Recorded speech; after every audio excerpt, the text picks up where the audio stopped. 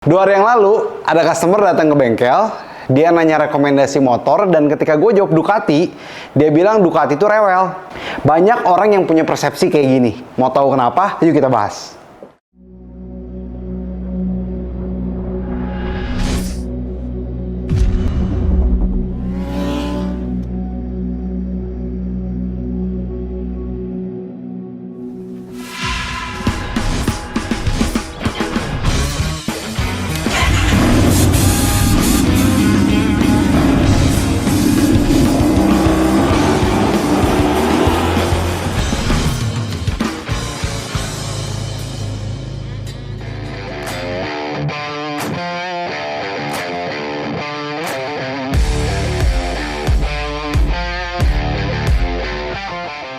Banyak orang yang punya pemikiran Ducati itu rewel.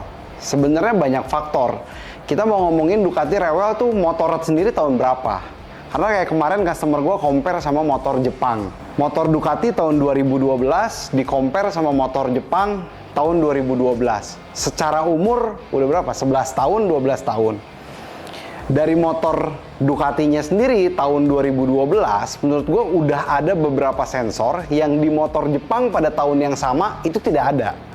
Jadi ketika sekarang Ducati setelah 11-12 tahun ada sensor yang rusak, menurut gue sangat wajar.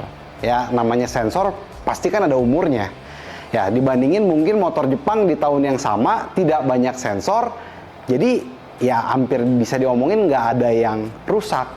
Jadi menurut gua kalau mau ngomongin rewel harus spesifik bagian mana yang rewel dan bagian apa yang rewel. Buat Ducati sendiri tiap-tiap motor tuh punya kelemahannya masing-masing. Contoh di Ducati Monster misalnya, paling sering rusak bagian dinamo starternya.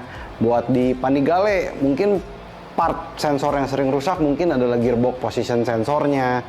Ya cara yang memang paling tepat sebelum beli motor ya memang harus memahami dulu motornya. Ducati itu kan memang secara temperatur panas. Mungkin kalau kayak di Ducati Monster 2012, Monster 696, 795, dia kan nggak ada water cool ya, dia oil cool. Jadi Ducati itu identik dan terkenal, semua orang tahu bahwa Ducati itu panas. Ketika Ducati itu panas, maka kita juga harus lebih mengerti bagaimana cara ngerawat Ducati itu sendiri. Bengkel-bengkel yang ngerjainnya pun harus tahu bahwa mengerjakan Ducati dan motor Jepang itu cara pengerjaannya aja berbeda. Cara pengerjaannya berbeda, juga punya tools, mungkin lebih tepatnya harus punya support tools, special tools pendukung untuk bisa ngerjain motor ini dengan baik, dan bengkelnya sendiri pun harus tahu dan memahami cara merawat ini motor, sehingga dapat melakukan perawatan dengan optimal. Dibandingin motor Jepang yang mungkin cara pengerjaannya tidak sekomplikated Ducati, dia punya komponen-komponen yang jauh lebih sederhana pada tahun yang sama ya. Kita bicara pada saat tahun contoh 2012 sama 2012, mesinnya nggak begitu complicated, jadi pengerjaannya sendiri pun jauh lebih simpel. Untuk motor Jepang sendiri pun menurut gue di tahun yang sama juga sudah mulai banyak trouble yang bermunculan. Jadi kalau kita mau bandinginnya Ducati yang tahun baru, contoh 2018 up dengan Jepang yang tahun 2018 up juga, gue sampai hari ini belum pernah menemukan Ducati di tahun 2018 up yang juga ada trouble. Ya sama juga dengan motor Jepang. Makanya untuk ngomongin Ducati rewel, kalau motornya udah 11-12 tahun dan ada bagian spare part yang harus diganti, menurut gue ya sangat wajar. Karena faktanya untuk Ducati yang tahun 2018 up, gue sampai hari ini belum menemukan banyak masalah di motornya. Nah, kalau harga spare part Ducati lebih tinggi, gue setuju. Dibandingin motor Jepang, harga spare part Ducati itu lebih tinggi. Jadi kalian yang mau beli Ducati harus menyiapkan dana lebih ketika harus melakukan pergantian spare part. Soalnya, gue beberapa kali menemukan ada bagian part-part tertentu yang cuman diakalin tidak diganti. Dan kalian harus tahu kalau kalian hanya mengakali bagian part tertentu itu bisa merusak part yang lainnya. Yang seakan-akan nanti Ducati itu seolah-olah seperti rewel. Makanya kalau ada spare part yang rusak itu diganti. Jangan diakalin, oke? Dan ada lagi yang mau gue bahas adalah banyak orang yang punya persepsi kan Ducati panas nih. Panas dari knalpot sama panas water temperatur yang ada di Speedo itu adalah dua hal yang berbeda.